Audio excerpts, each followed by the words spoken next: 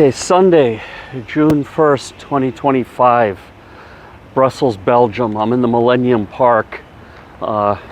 Behind me here is the European Commission building. And like I said, this park has its good days and bad days with the homeless and the drug users and everything. I think I've done a tour here before. So, yeah, where are we? So, Thursday, we sent stuff back to Ukraine using the same transport company that brought us here. And everything arrived today. One of the neighbors has a set of keys. He opened the door for the delivery man, and they put everything in the apartment. So from Thursday, they took the bags right here. You know, this is our building behind us. They just pulled up right in front. It was like less than a minute. We were waiting on the sidewalk. He told us he was coming.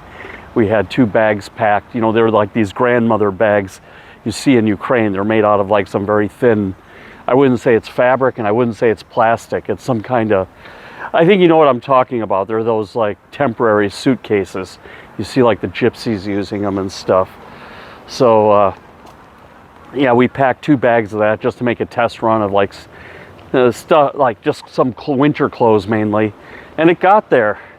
No issues. And like I said, when the guy came to pick up, he was like some old Ukrainian guy. You know, must have been in his 50s or 60s or something. And it just, in a minute, he grabbed the bags. He had a scale in the back of his truck. He confirmed the weights, you know, opened the doors, closed the doors. I mean, it was just like a blink of an eye, no drama. And today, you know, I mean, this is the thing they do in Ukraine. They don't call you like an hour or 2 before to give you a heads up. They call you like 10 minutes before. So my wife was like scrambling with the neighbor. Hey, can you meet this guy? You know, and yeah, it was, you know, the neighbor who has the keys, holds the keys for us, you know, so yeah. I would say this, if you have an apartment in Ukraine, don't trust other foreigners with the keys and everything. They'll just like try to turn your place into an Airbnb business. Believe it or not, like professional Ukrainians, you know, who have their own business or are working, you know, in the IT sector, you know, working a good job, they're much more trustworthy than like the other Americans or Europeans over there. A lot of those people, you know, I should do a whole video on the different types of foreigners you meet in Ukraine. You know, they're just really problematic. You know, I mean, you meet a few good ones. I met one of the guys, you know, he watches this YouTube channel, and he called me up and we met, and he had a wife and they had their baby in Ukraine, and he was building a house. He was, you know, he was normal, but that's like the exception, not the rule, you know, so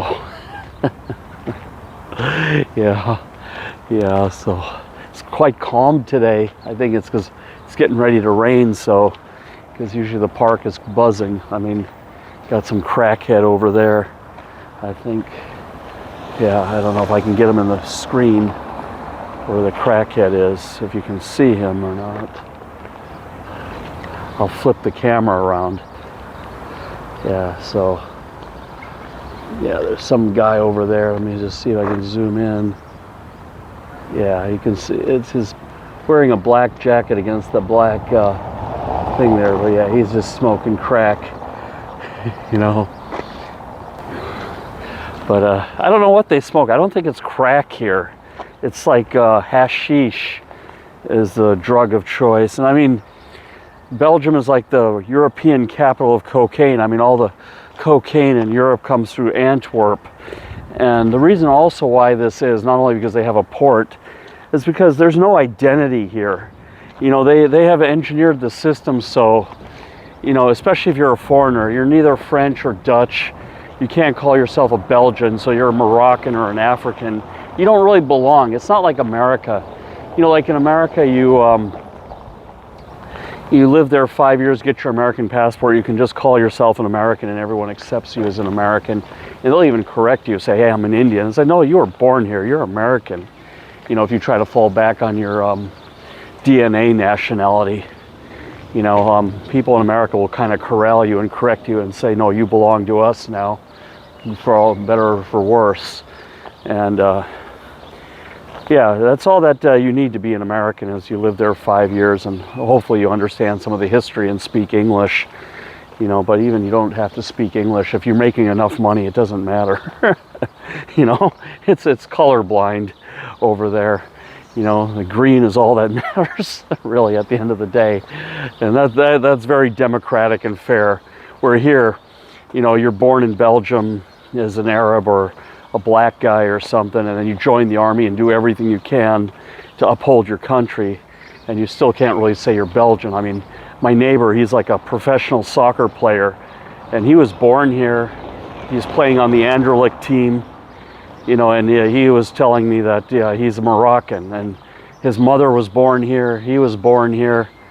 I mean, his grandparents came here as immigrants, and they still consider themselves Moroccan. That's like one of the tragedies of Europe, and where Europe has really gone wrong is this, is their definition of identity and culture. And that's what's gone wrong here in Belgium, and why so many of these Arab and black youth are involved in the drug business.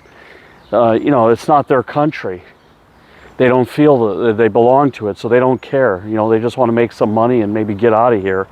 But a lot of them are trapped in the French world because they only speak French, and they don't even speak good French, and then they don't speak good Arabic either. They speak some hybrid language of French and Arabic, or French and whatever language they come from. And it's just kind of like a hybrid dialect that's only here, and only people here can understand them in their own little communities. You see this in Sweden too.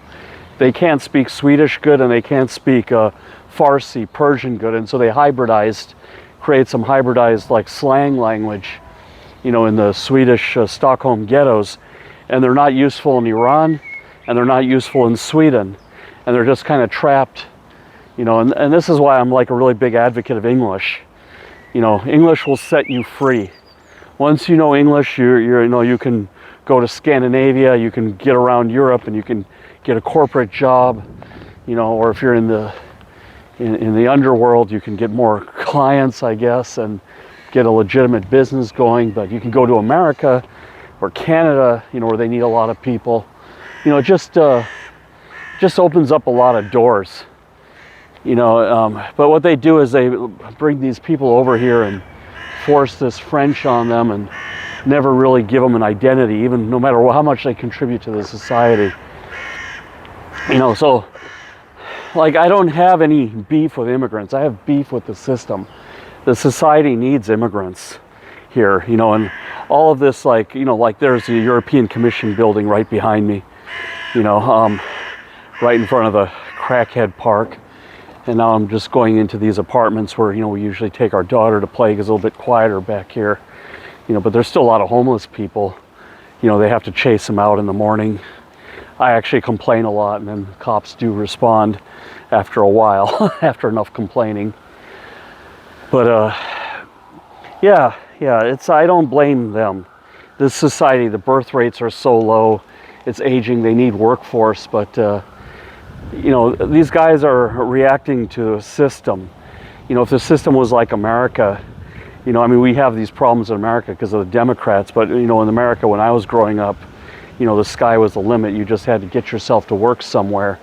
And then, you know, you could work at Walmart and get shares, or work at Sears like my mom did, and she was took the stock as well. And Sears was like the Walmart of the time, and that's she's living from those shares now, retired, and living off of her Sears. I mean, they've since sold it and put it into some different funds, you know, because Sears no longer exists. But, and my dad was the same with the 3M company. You know, you just had to get in, you know, you just had to, but there was a lot of opportunity then. And the harder you worked, the more acceptance you got. You know, it's like here, no matter how hard you work, there's this glass wall, you know, if you're not one of them, you know, if you're not native. And then they talk out of their mouth and ass at the same time, like, oh, we're this liberal European country, we take immigrants, but you need to stay in your lane and not usurp them. You know, like, they would never accept, like in America, like the CEO of the biggest companies like Microsoft, Google, they're all from India, actually from one school, the India Institute of Technology. They would never have that here. You would never get an India Institute of Technology grad being the CEO of a European company like SAP or ASML or Novo Nordisk, you know, which is badly needed. You know, these are good companies, but they're nothing like the ones, their counterparts in America. You know, like Eli Lilly, or, you know, like Microsoft. You know, so I mean, SAP has kind of got its thing going on, but I think Salesforce is going to eat them in the long run. But yeah, and then Novo Nordisk is getting beat up by Eli Lilly. So yeah, it's just a strange thing here. They like I said, they talk out of their mouth and ass at the same time.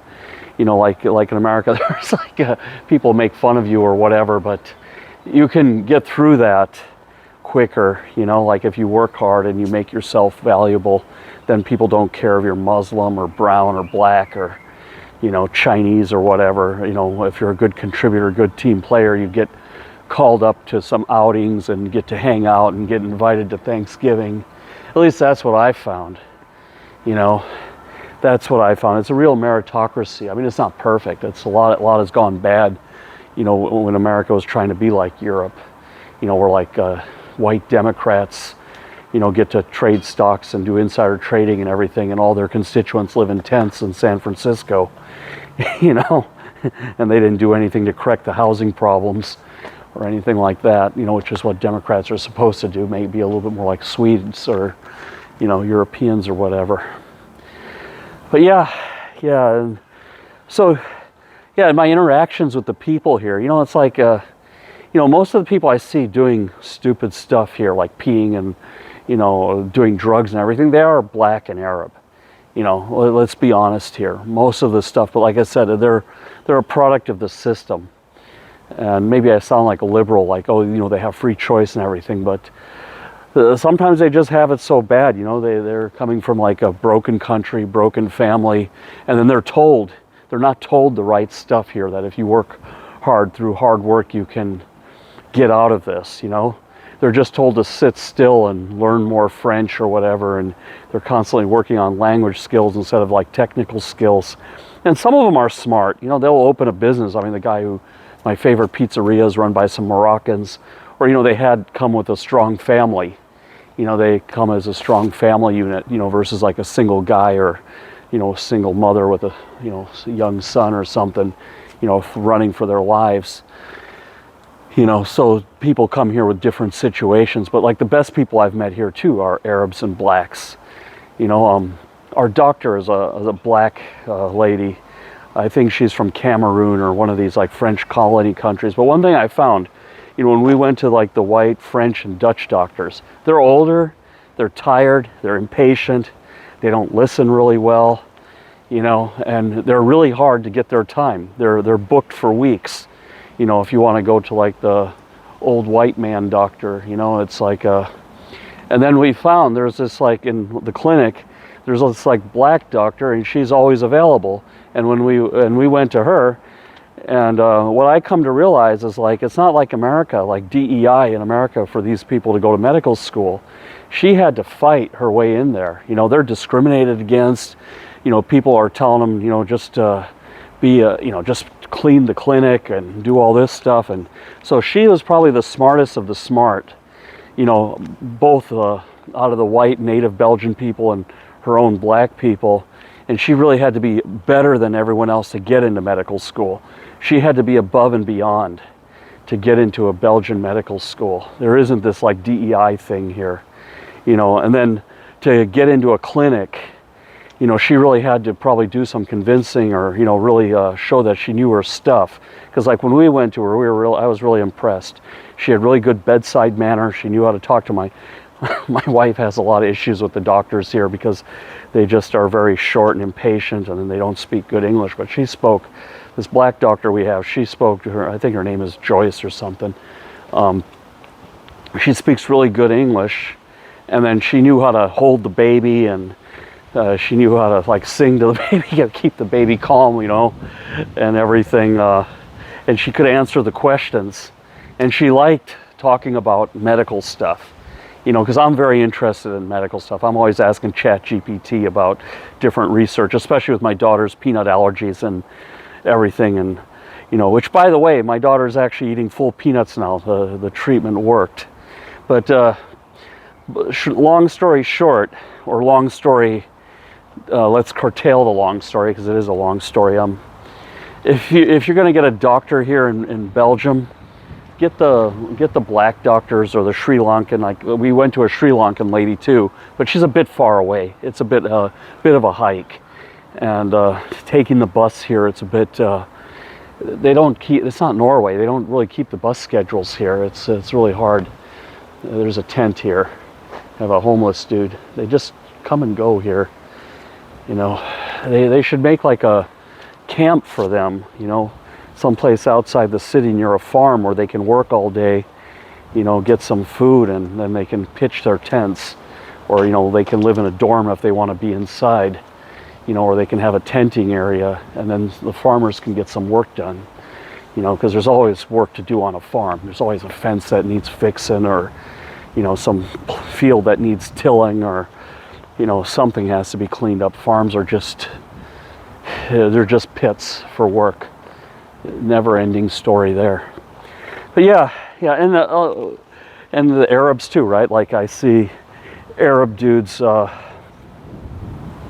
know, smoking crack in the park, and there were these Arab kids, these teenagers, young guys, knuckleheads, you know, they were laying down on the subway tracks thinking they could make a TikTok video as a train comes over them. I started yelling at them, you know, and yelling some even racial slurs. I can be like that sometimes, you know, get off the fucking tracks, you know, and everything like that. You know, you're gonna get, I said, I don't even care if you get killed, you're gonna just end up, they're gonna have to stop the whole train, and we're gonna miss our train to London. You know, we gotta take our kid to London, and they're gonna run over you, and then we can't, they're gonna have to call the ambulance and clean you up, and everything's gonna be shut down for half the day, and you know, we gotta be there in like 20-30 minutes. And I was yelling at people, call the police, get these guys off the tracks, you know. So there's that. But then the other side of this is like we go to this Brussels market, right? It's almost under me, you know, I'm almost on top of it. It's under these shops. I showed you that supermarket, and that's owned by a Moroccan family. You know, the father comes there every morning with his daughters and his son. They open the store together. It's like a medium-sized supermarket. It's not some small hole in the wall. I mean, it's got like 20 aisles and two tiers of it, you know. So there's like yeah, I would say 10 aisles, and then like down the middle there's a center aisle that crosses them, and then there's a butcher shop in there, and there's a frozen section. I mean, it's big. It's like as big as a Rema 1000 in Norway, or I don't know, by American standards. Nothing is, I can't even put on a scale. I'd say like a Dollar Tree.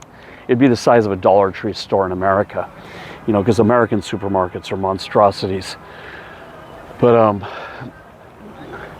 have to be careful because sometimes the people get pissed when I walk around filming. But yeah, they're a really nice family that runs that shop, and their prices are always good. The food is always fresh. If, you know, sometimes we do get some bad apples or whatever, we take it back, they exchange it, no problem. My daughter likes talking to the, you know, the owner's daughter. She's like 20 years old, you know, and she's always smiling, and, you know, she had made a good connection with my kid, you know. So it's like, yeah, it's interesting, you know. They're nice people, you know, and like I said, some of the best people you'll meet here are these Arab and black people here, and some of the worst you'll meet here. So you have to take everything case by case. You can't just say it's the immigrants' fault, and it's not.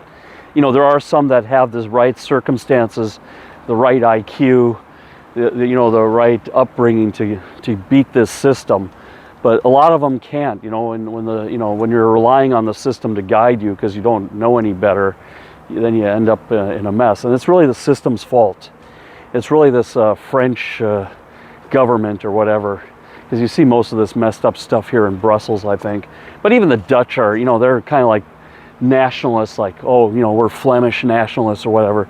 The only nationalism there should be in Europe is a European nationalism, that we're all one Europe, and they should all just like settle on the English language so they can be compatible with the US, Canada, Asia, even like India, and China will speak English, you know, when it matters.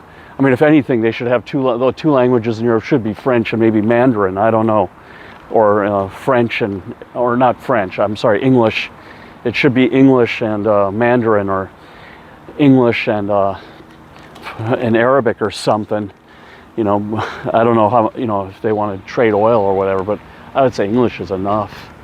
You know, especially if they're newcomer immigrants and stuff, you know, if it's at least so you can enable them, they can have more options. Because like once you know English, your options just massively multiply. You know, suddenly more jobs open up and you can move to more different places, you know. And if all of Europe spoke English and normalized English, then the workforce, you know, where you have a surplus of people doing nothing can fill in where there's like a shortage of people. You know, I mean, there's whole villages in Italy, for example, that are just dying out and no one can fill jobs there because they can't speak Italian. You know, the guys are coming over and what do they have to do? Spend 4 years to learn Italian, you know? So, yeah. Yeah, so, yeah, those are my thoughts. Bottom line is like, yeah, if you come in here to Belgium, get a black doctor. The black doctors there's not that many Indian doctors, you know, here, because Indians don't want to learn French. The Indians go to Canada, they go to UK, America, you know, the really ones who are really good doctors. I haven't seen any Indian doctors here, you know, and like I said, they had to fight for their position. They had to really fight for that job, and they had to fight for their education. They probably had to study twice as hard to get half the grades, you know. They have a whole system that's like leaning against them here, you know, so that's what we did, you know. You know, and if you want to beat the system in Brussels, like I said, you know, you got to get familiar with these Arab areas. You're going to pay a lot less money for the food. You know, your grocery bill will be like a third to a quarter than shopping at like Proxy or one of the other supermarket chains here, like Carrefour, or, you know, what's the other one, Intermarché. You know, those are like full price grocery chains. So yeah, that's all I got today. Hope you all have a nice day. Bye bye.